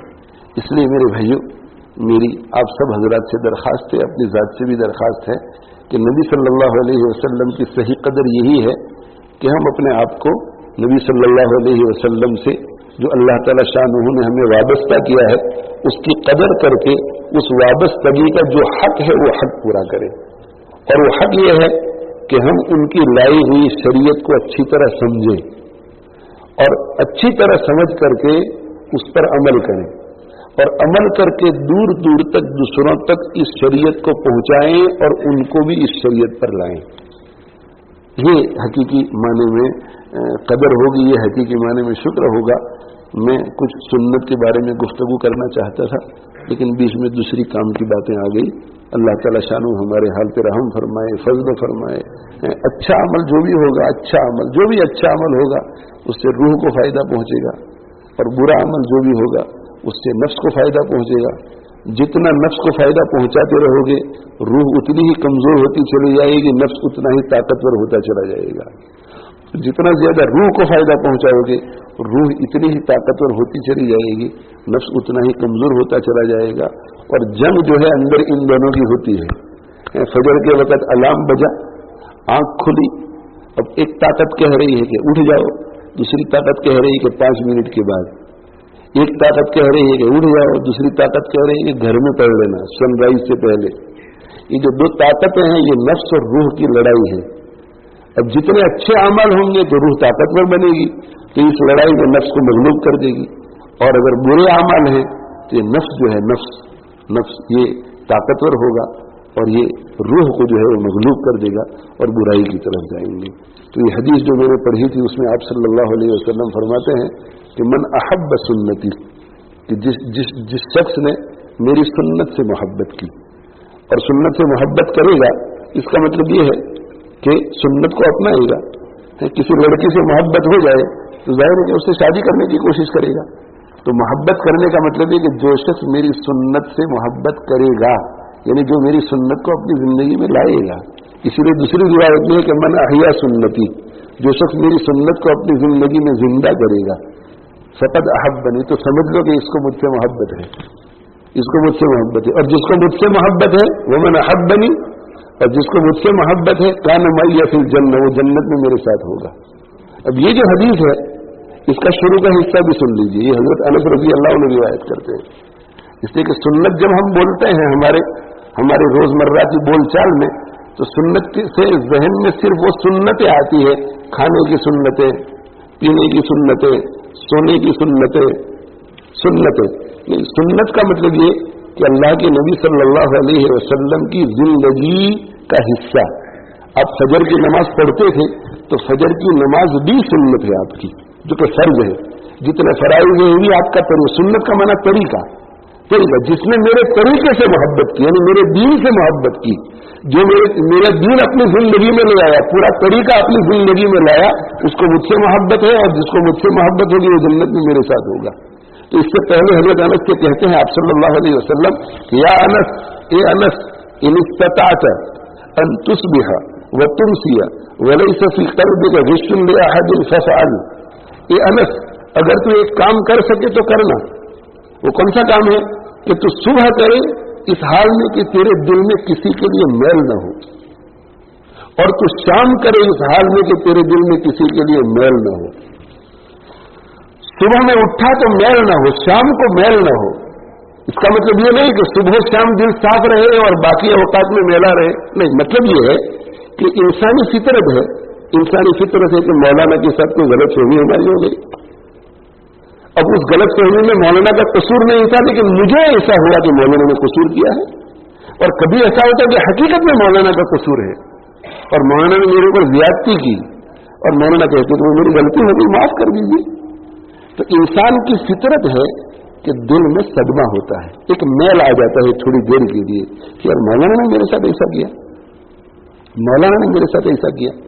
تو اللہ کے نبی صلی اللہ علیہ وسلم فرماتے ہیں کہ یہ جو دل میں میل آیا ہے، اس میل کی پرورش مت کرو، اس میل کو جلدی سے جلدی دھونے کی کوشش کرو. یہ ہے، آ جائے گا میل، آ جائے گا میل، کبھی غلط فہمی کی وجہ سے، کبھی بدگمانی کی وجہ سے. تو ایسے بہانے ڈھونڈو، ایسے بہانے ڈھونڈو.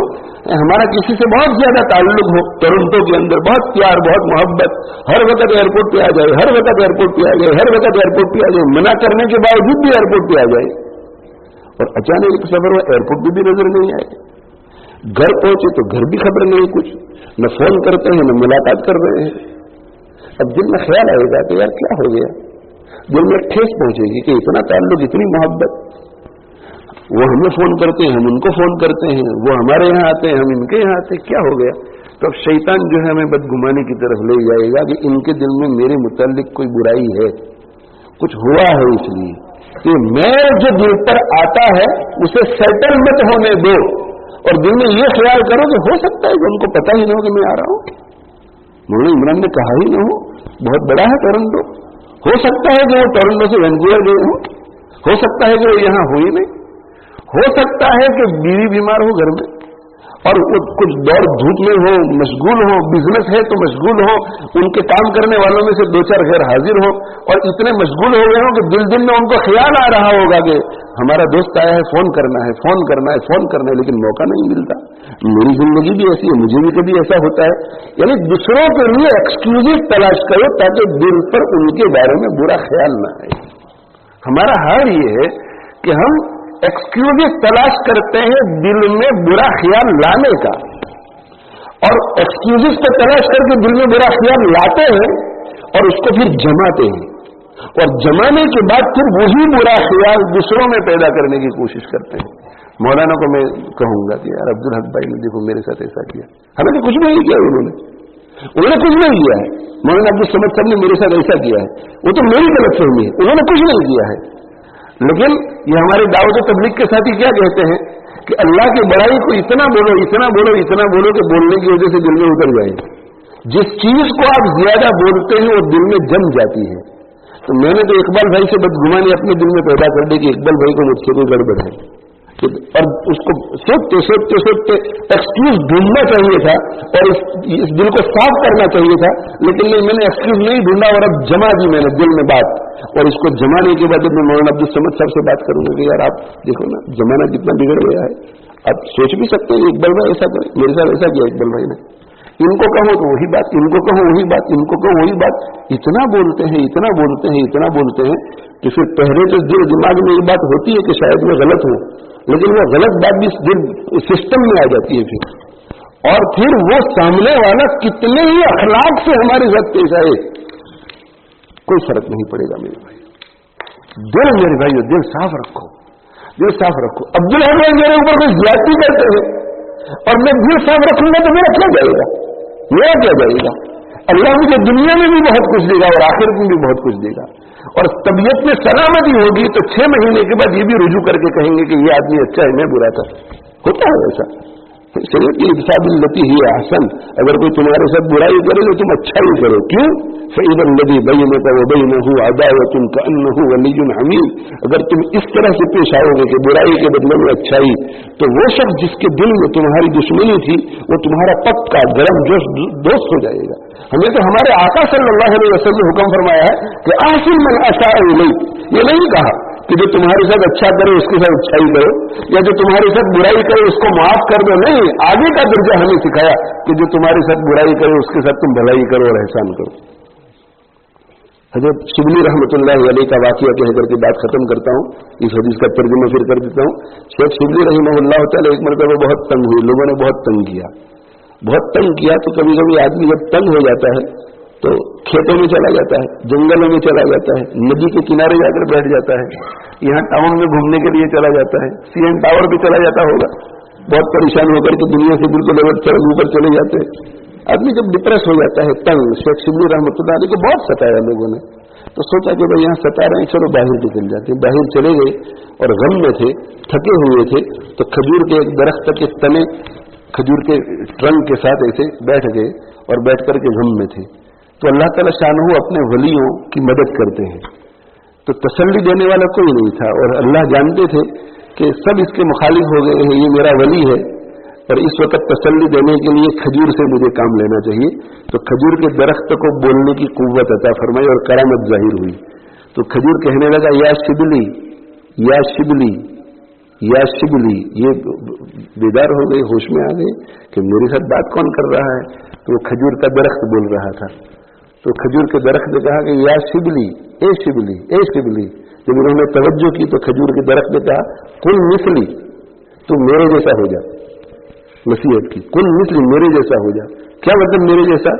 ان الناس یرموننی بالاحجار وانا ارمیہم بالاسمار. میرے جیسا ہو جا. لوگ میرے اوپر پتھر پھینکتے ہیں تو میں ان کے اوپر پھل برساتا ہوں. میں پتھر پھینکتے ہیں، میں پھل برساتا ہوں. صدمہ ہوتا ہے، کبھی وہ صدمہ 1 گھنٹے کے لیے رہتا ہے، کبھی 1 دن کے لیے رہتا ہے، کبھی 1 مہینے کے لیے رہتا ہے.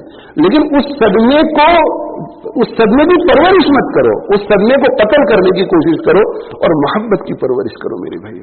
تو آپ صلی اللہ علیہ وسلم نے فرمایا کہ یہ انس، اگر تو ایک کام کر سکے تو کرنا. کیا؟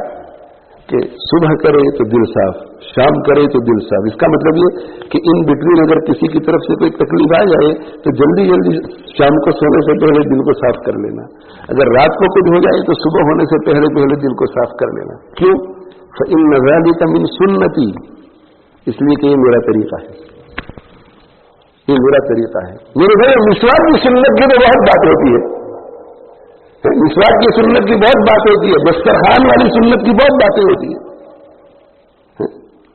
اس قسم کی سنتیں بھی، اور یہ بھی بہت قیمتی سنتیں ہیں.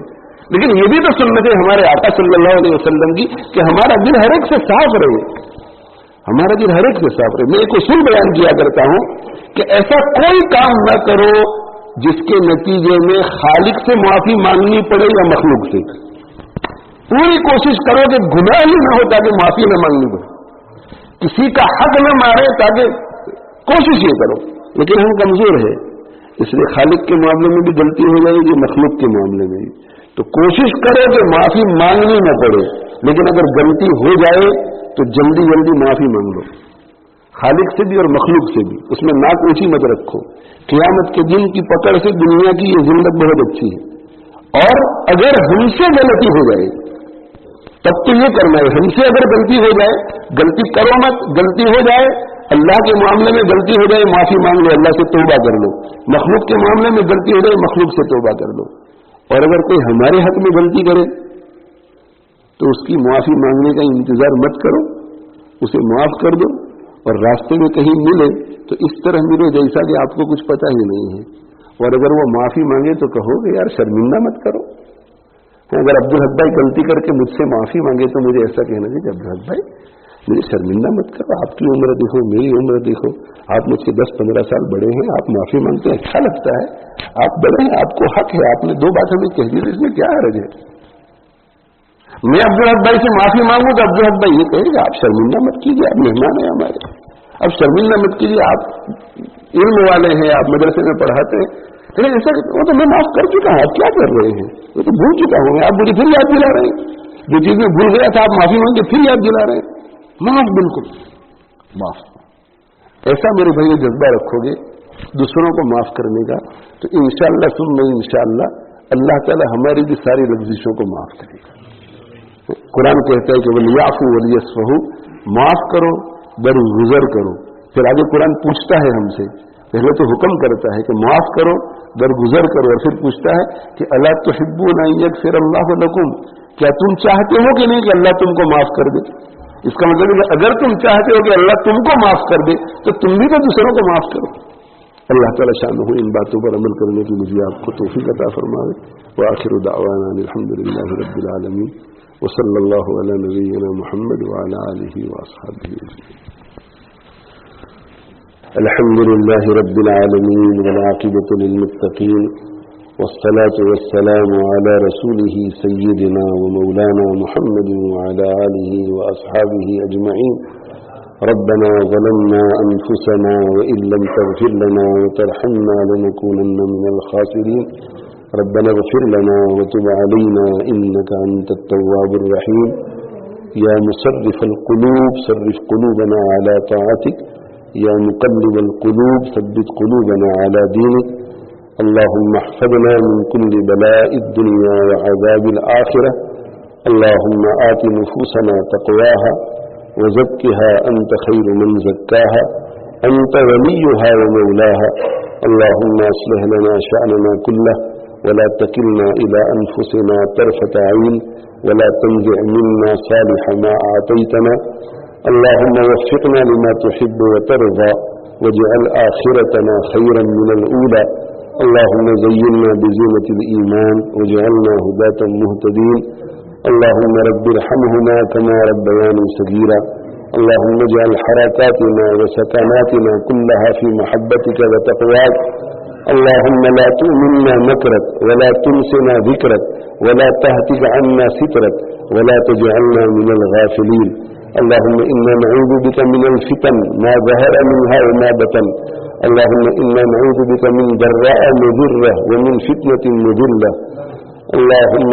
اللهم استر عوراتنا وآمن روعاتنا واحفظنا من بين أيدينا ومن خلفنا وعن أيماننا وعن شمائلنا ومن فوقنا ونعوذ بعظمتك أن نغتال من تحتنا. اللهم اهدنا الصراط المستقيم وأخذنا من الظلمات إلى النور. اللهم اغفر لنا واختر لنا ويسر لنا أمورنا وألهمنا مراشد أمورنا وأعذنا من شرور أنفسنا ومن سيئات أعمالنا. یا ارحم الراحمین رحم کا کرم کا معاملہ فرما, یسر و سہولت کا معاملہ فرما, عفو عافیت کا معاملہ فرما, فضل و عنایت کا معاملہ فرما, حفظ و امان کا معاملہ فرما. ہم سب کے گناہوں کو معاف فرما, لغزشوں سے درگزر فرما. الہ العالمین ہمیں اپنے مخلص بندوں میں شامل فرما. ہمیں اپنے کامل اولیاء میں شامل فرما، اپنے متقی بندوں میں شامل فرما۔ الہ العالمین ہمارے ظاہر کی بھی اصلاح فرما، ہمارے باطن کی بھی اصلاح فرما۔ الہ العالمین ہم بہت گندے ہیں، الہ العالمین سیاہ کار ہیں، گناہوں میں ڈوبے ہوئے ہیں، گناہوں میں لت پت ہیں۔ الہ العالمین ہمارے حال پر رحم فرما، ہمارے اوپر فضل فرما۔ الہ العالمین ہمیں تزکیہ کی توفیق عطا فرما، دلوں کی صفائی کے لیے محنت کرنے کی توفیق عطا فرما۔ الہ العالمین ہمارے قلوب کو اخلاق رذیلہ سے پاک فرما اور اخلاق فاضلہ سے آراستہ فرما۔ الہ العالمین عقائد فاسدہ سے ہمارے دلوں کو محفوظ فرما۔ الہ العالمین نفاق سے، شرک سے اور الہ العالمین کفر سے ہمارے دلوں کی حفاظت فرما۔ الہ العالمین ایمان بہت قیمتی دولت ہے، اسی لیے اس کے پیچھے الہ العالمین شیطان جو اس دولت کا بہت بڑا ڈاکو اور چور ہے وہ ہر وقت پیچھے لگا رہتا ہے۔ الہ العالمین آپ کی حفاظت کے بغیر ہم اس نعمت کی حفاظت نہیں کر پائیں گے۔ الہ العالمین اب ہم الہ العالمین ہم میں کچھ تو جوان ہیں لیکن کچھ موت کے قریب پہنچ چکے ہیں۔ الہ العالمین ہماری ایمانوں کی حفاظت فرما، ہماری نسلوں کی ایمانوں کی حفاظت فرما۔ الہ العالمین ہمیں اعمال صالحہ کی توفیق عطا فرما۔ الہ العالمین ہمارے عقائد کو پختہ کر دے، ہماری عبادتوں کو درست فرما دے، معاملات کی درستگی عطا فرما دے، معاشرت اور اخلاق حسنہ کو بہتر بنا دے، ظاہر باطن کی اصلاح فرما دے، دنیاوی اخروی راحتیں عطا فرما، دنیاوی اخروی خیرات برکات سے مالا مال فرما، دنیاوی اخروی پکڑ سے حفاظت فرما، دنیاوی اخروی شرور سے فتن سے حفاظت فرما۔ یا ارحم الراحمین حسن خاتمہ کی دولت سے مالا مال فرما۔ الہ العالمین آخرت کی ساری منزلیں آسان فرما۔ الہ العالمین سعادت نصیب فرما، شقاوت سے بچا لے۔ الہ العالمین ایمان کو پختہ فرما، کفر سے بچا لے۔ الہ العالمین ایمان کو خالص فرما، نفاق سے بچا لے۔ الہ العالمین توحید کو پختہ فرما، شرک سے بچا لے۔ الہ العالمین غنا نصیب فرما اور فقر سے بچا لے۔ الہ العالمین ذلت سے محفوظ فرما، عزت عطا فرما۔ یا ارحم الراحمین بیماریوں سے نجات عطا فرما اور الہ العالمین صحتوں سے مالا مال فرما، ظاہری باطنی جسمانی روحانی تمام بیماریوں سے نجات عطا فرما۔ یا ارحم الراحمین برے خاتمے سے بچا لے، اچھا خاتمہ نصیب فرما۔ الہ العالمین نقمت سے بچا لے اور تیری رحمت عطا فرما۔ یا ارحم الراحمین جہنم سے بچا لے، جنت عطا فرما۔ الہ العالمین تیری ناراضگی سے بچا لے، تیری رضا عطا فرما۔ یا ارحم الراحمین، یا ارحم الراحمین، یا ارحم الراحمین ہم سب کو جنت الفردوس میں داخلہ نصیب فرما۔ یا ارحم الراحمین ہمارے اس سفر کو بے انتہا قبول فرما، اسے باعث سے خیر و برکت بنا، ہدایت کے عام ہونے کا ذریعہ بنا، تزکیہ کا ذریعہ بنا، تیری محبت کے عام ہونے کا ذریعہ بنا۔ الہ العالمین مسلمانوں کے درمیان اتفاق اتحاد کا ذریعہ بنا۔ یا ارحم الراحمین یہاں اس ملک میں جو خیرات برکات ہیں اس میں اور اضافہ فرما۔ الہ العالمین اس ملک میں ہدایت کی ہواؤں کو عام فرما دے۔ الہ العالمین اس ملک میں رہنے والے مسلمانوں کی دنیاوی ساری حاجتیں پوری فرما دے۔ الہ العالمین اس ملک میں استحکام نصیب فرما۔ الہ العالمین یہاں کی خیرات برکات میں اضافہ فرما۔